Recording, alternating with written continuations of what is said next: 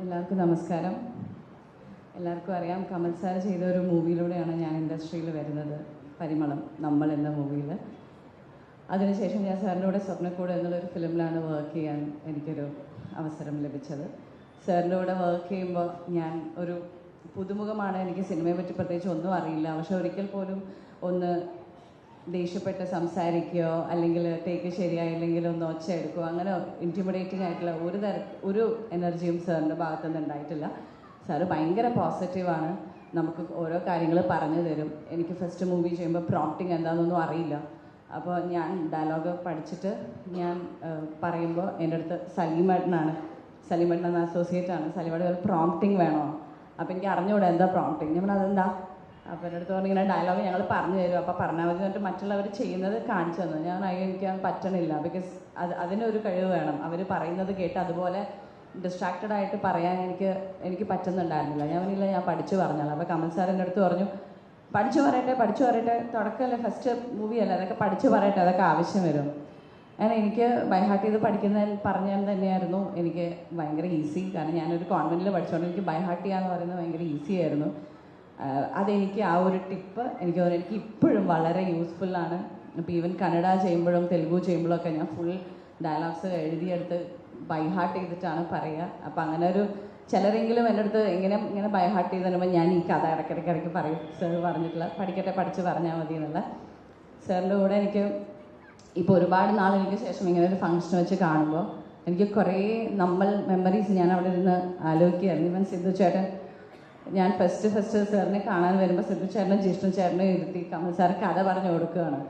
അന്ന് കമൽ സാർ ഇത്രയും ഒരു ലെജൻഡറി ഡയറക്ടറാണ് എന്നുള്ള ഒരു വലിയ ബോധത്തോടെയൊന്നുമല്ല ഞാൻ അന്ന് സാറിനെ കണ്ടിട്ടില്ല. എനിക്ക് ജസ്റ്റ് 15 വയസ്സേ ഉള്ളൂ. അത് കമൽ സാർ ഒരു ഡയറക്ടർ കമൽ സാർ, ഓക്കെ, അത്രയേ ഉള്ളൂ. അല്ലാതെ എത്രയും ലെജൻഡറി ഫിലിംസ് ചെയ്തിട്ടുള്ള ഒരു മഹത് വ്യക്തിയുടെ മുമ്പിലാണ് ഞാൻ നിൽക്കുന്നത് എന്നുള്ളൊരു ബോധമോ ഒരു സീരിയസ്നെസ് ഒന്നും എനിക്ക് ഉണ്ടായിരുന്നില്ല. മേ ബി അത് തന്നെയായിരിക്കും എനിക്ക് ആ പരിമളം എന്നൊരു ക്യാരക്ടർ സാറിന് ചൂസ് ചെയ്യാനുണ്ടായ പിന്നീട് എൻ്റെ അടുത്ത് പറഞ്ഞത്. വന്നപ്പോഴുള്ള ആ ഒരു സംസാര രീതി, അല്ലെങ്കിൽ ഒട്ടും സ്ട്രെസ്ഡ് ആയിരുന്നില്ല.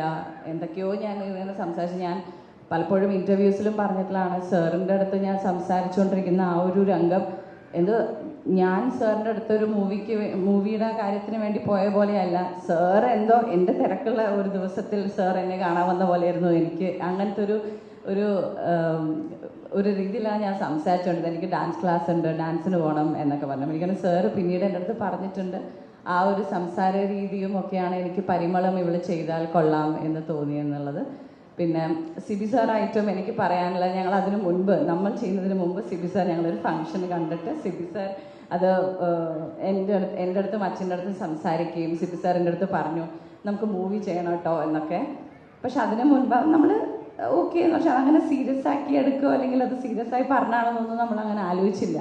പക്ഷെ പിന്നീട് കമൽ സാറിൻ്റെ മൂവി ചെയ്ത് നമ്മളുടെ പൂജ സമയത്ത് സിബി സാറ് വന്നപ്പോൾ സിബി സാറ് പറഞ്ഞു, ഞാൻ പറഞ്ഞല്ലേ നമ്മൾ മൂവി ചെയ്യാം, പക്ഷെ കമലിൻ്റെ മൂവി ആയതുകൊണ്ട് എനിക്ക് ഓക്കെയാണ്, വേറെ വെറുതെയൊക്കെ ആ ക്യാരക്ടറൊന്നും വെറുതെ ക്യാരക്ടേഴ്സ് ഒന്നും ചെയ്യരുത്, കമലിൻ്റെ മൂവി ആയതുകൊണ്ട് എനിക്ക് ഓക്കെയാണ്, സൂക്ഷിച്ച് മൂവീസ് സെലക്ട് ചെയ്ത് ചെയ്യണം എന്നൊക്കെ പറഞ്ഞ്. ആൻഡ് നമ്മൾ കഴിഞ്ഞ റിലീസ് ആവുന്നതിന് മുമ്പ് തന്നെ എനിക്ക് സിബി സാറിൻ്റെ മൂവി ഞാൻ അഭിനയിച്ചു. അത് ഇലകൾ പച്ച പൂക്കൾ മഞ്ഞ എന്നായിരുന്നു, പിന്നെ കിസാൻ എന്നും പേരിട്ടുണ്ടായിരുന്നു. സോ എനിക്ക് 2 ലെജൻഡറി ഡയറക്ടേഴ്സിൻ്റെ കൂടെ എൻ്റെ തുടക്കകാലത്ത് തന്നെ 2 ഫിലിംസ് ചെയ്യാൻ സാധിച്ചു. ഒരുപാട് സന്തോഷം. പിന്നെ നേരത്തെ സിബി സാറ് പറഞ്ഞ പോലെ തന്നെ ആശിനി, അതുപോലെ സൗബിൻ ചേട്ടൻ, ഷൈൻ ചേട്ടൻ്റെയൊക്കെ ഒരു വളർച്ച നേരിട്ട് കാണാൻ സാധിച്ച ഒരാളാണ് ഞാൻ. സൗബിൻ ചേട്ടൻ ക്രോണിക് ബാച്ചിലർ അസിസ്റ്റൻറ്റ് ഡയറക്ടറായിരുന്നു, പിന്നെ ഷൈൻ ചേട്ടൻ നമ്മളിൽ അസിസ്റ്റൻറ്റ് ഡയറക്ടറായിരുന്നു, ആശിനി നമ്മൾ സ്വപ്നക്കുളൊക്കെ അസിസ്റ്റൻറ്റ് ഡയറക്ടേഴ്സായിരുന്നു. അപ്പോൾ ഇവരുടെയൊക്കെ വളർച്ച, ഇൻഡിപെൻഡൻറ്റ് ഡയറക്ടേഴ്സ് ആവാം, ഇവരെല്ലാവരും സ്റ്റാർസായി, സിദ്ധു ചേട്ടനൊരു വലിയ സ്റ്റാറായി. അപ്പോൾ എല്ലാം ഇങ്ങനെ കണ്ട് കുറേ നാളുകൾക്ക് ശേഷം ഇവരെല്ലാവരെയും കാണുമ്പോൾ ശരിക്കും ഭയങ്കര ഒരു മെമ്മറീസാണ്. ഈവൻ വേണു ചേട്ടൻ, സാജു ചേട്ടനൊക്കെ ഞാൻ ഒരുപാട് കാലങ്ങൾക്ക് ശേഷം കാണുകയാണ്. ഭാഗ്യലക്ഷ്മി ചേച്ചിനെ പിന്നെ ഞങ്ങൾ ഇടയ്ക്കിടയ്ക്ക് കാണുന്നുണ്ട്. സോ ഒരുപാട് നാളുകൾക്ക് ശേഷം എല്ലാവരെയും കണ്ടപ്പോൾ കുറേ മെമ്മറീസ്, ഭയങ്കര സന്തോഷം തോന്നി. എനിക്ക് തോന്നുന്നു നമ്മൾ കുറേ നാളുകൾക്ക് ശേഷം എത്ര ഫിലിംസ് ചെയ്തു, അല്ലെങ്കിൽ അത് എത്ര ഫിലിം സക്സസ് ആയി എന്നുള്ളതിനൊക്കെ ഉപരി എത്രയോ നല്ല മെമ്മറീസ് മാത്രമേ നമുക്ക് ഉണ്ടാവുള്ളൂ. അതുപോലെ ഒരുപാട് നല്ല മെമ്മറീസിൽ ഭാഗമായിട്ടുള്ള കുറച്ച് പേരാണ് ഇവിടെ ഇരിക്കുന്നത്. അത് അങ്ങനത്തെ ഒരു സദസ്സിൽ വന്ന് പങ്കെടുക്കാൻ സാധിച്ചതിൽ എനിക്ക് ഒരുപാട് സന്തോഷം. ആൻഡ് കമൽ സാറിൻ്റെ ഈ ഒരു ജേർണി മലയാള സിനിമ ഇഷ്ടപ്പെടുന്ന ഒരുവിധ എല്ലാ പ്രേക്ഷകർക്കും ഒരു ഏറ്റവും മോസ്റ്റ് ഫേവറേറ്റ് മലയാളം ഒരു 10 സിനിമകൾ എടുക്കാൻ പറഞ്ഞിട്ടുണ്ടെങ്കിൽ എനിക്കാണെങ്കിൽ 1-2 ഫിലിംസ് ഡെഫിനറ്റ്ലി കമൽ സാറിൻ്റേതായിരിക്കും ആൻഡ് ഓഫ് കോഴ്സ് എബി സാറിൻ്റേതായിരിക്കും. സോ അങ്ങനെ ഒരു ലെജൻഡറി ഡയറക്ടറിൻ്റെ കൂടെ ഈ ഇൻഡസ്ട്രിയിൽ വരാൻ സാധിച്ചു എന്നുള്ളത് എനിക്ക് ഭയങ്കര പ്രൗഡായിട്ടുള്ളൊരു മൊമെൻ്റാണ്. കമൽ സാർ ആദ്യം തന്നെ ഞാനിത് ഒരിക്കലും പറഞ്ഞിട്ടില്ല, നമ്മൾ എന്ന ഫിലിമിൽ എന്നെ സെലക്ട് ചെയ്തതിന് ഒരുപാട് നന്ദി. ആൻഡ് സാറിൻ്റെ മുന്നോട്ടുള്ള ജേർണിക്ക് എൻ്റെ എല്ലാവിധ ആശംസകളും അറിയിക്കുകയാണ്. ഒരുപാട് നല്ല സിനിമകളും ഒരുപാട് നല്ല കഥാപാത്രങ്ങളും ഇനിയും ഉണ്ടാവട്ടെ. സാറിന് എല്ലാവിധ ആശംസകളും അറിയിക്കുന്നു. Thank you so much sir. Thank you. സല്ലാപം എന്ന ചിത്രത്തിലൂടെ മലയാളികളുടെ ഹൃദയത്തിലേക്ക് കടന്നു വന്ന് ആറാം തമ്പുരാൻ, കന്മദം, കണ്ണെഴുതി പൊട്ടും തൊട്ട് തുടങ്ങി ഒട്ടനേകം ചിത്രങ്ങളിലെ ശക്തമായ കഥാപാത്രങ്ങളിലൂടെ തൻ്റേതായ അഭിനയ മികവ് തെളിയിച്ച് മലയാളത്തിലെ ലേഡി സൂപ്പർ സ്റ്റാർ പദവിയിലെത്തി നിൽക്കുന്ന അഭിനേത്രിയാണ് ശ്രീമതി മഞ്ജു വാര്യർ. ദേശീയ സംസ്ഥാന പുരസ്കാരങ്ങളും ഫിലിംഫെയർ അവാർഡുകളും ഉൾപ്പെടെ നിരവധി അംഗീകാരങ്ങൾ നേടിയിട്ടുള്ള മഞ്ജുവിനെ കമൽ സാറിനെ ആദരിക്കുന്ന ഈ ചടങ്ങിൽ അവർക്ക് എത്തിച്ചേരാൻ കഴിഞ്ഞില്ലെങ്കിലും അവരൊരു വീഡിയോ റെക്കോർഡ് ചെയ്തിട്ട് നമുക്ക് അയച്ചു തന്നിട്ടുണ്ട്. അത് നമുക്കിവിടെ കാണാം. എല്ലാവർക്കും നമസ്കാരം. പ്രിയപ്പെട്ട കമൽ സാറിൻ്റെ ചലച്ചിത്ര യാത്രയുടെ വളരെ മനോഹരമായിട്ടുള്ള ഒരു ആഘോഷമാണ് ഇന്നത്തെ വൈകുന്നേരം നടക്കുന്നത്. എനിക്ക് ഇതിൽ നേരിട്ട് പങ്കെടുക്കണം എന്നുണ്ടായിരുന്നു. പക്ഷേ നിർഭാഗ്യവശാൽ ഈ വീഡിയോയിൽ കൂടി മാത്രമേ എനിക്ക് പങ്കെടുക്കാൻ സാധിക്കുന്നുള്ളൂ. കമൽ സാറിൻ്റെ സിനിമകളെക്കുറിച്ചുള്ള ഓർമ്മകൾ കുട്ടിക്കാലം തൊട്ടേ ഒരുപക്ഷെ തുടങ്ങേണ്ടി വരും.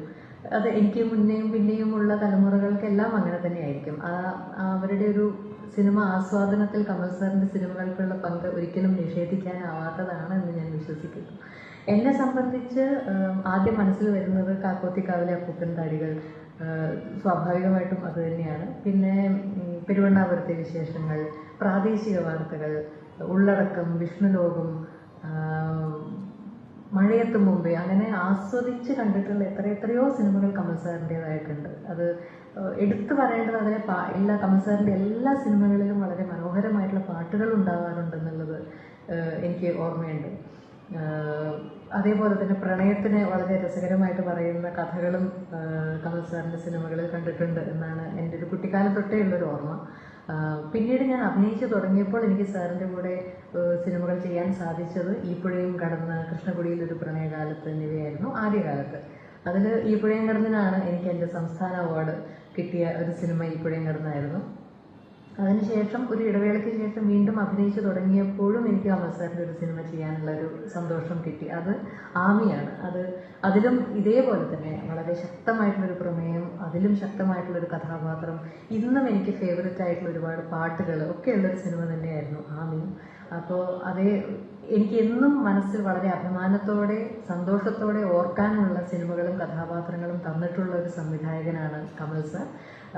അപ്പോൾ കമൽ സാറിൻ്റെ ഇനി അങ്ങോട്ടുള്ള ചലച്ചിത്ര യാത്ര ഇതിലും ഭംഗിയായി, ഇതിലും സക്സസ്ഫുള്ളായി മുന്നോട്ട് പോകട്ടെ. ഒരുപാട് നല്ല സിനിമകൾ ചെയ്യാൻ കമൽ സാറിന് സാധിക്കട്ടെ എന്ന് ആത്മാർത്ഥമായി ആഗ്രഹിക്കുന്നു. ഒപ്പം കമൽ സാറിന് ആയുരാരോഗ്യ സൗഖ്യവും ഉണ്ടാവട്ടെ എന്ന് ആത്മാർത്ഥമായി പ്രാർത്ഥിക്കുന്നു. Thank you sir.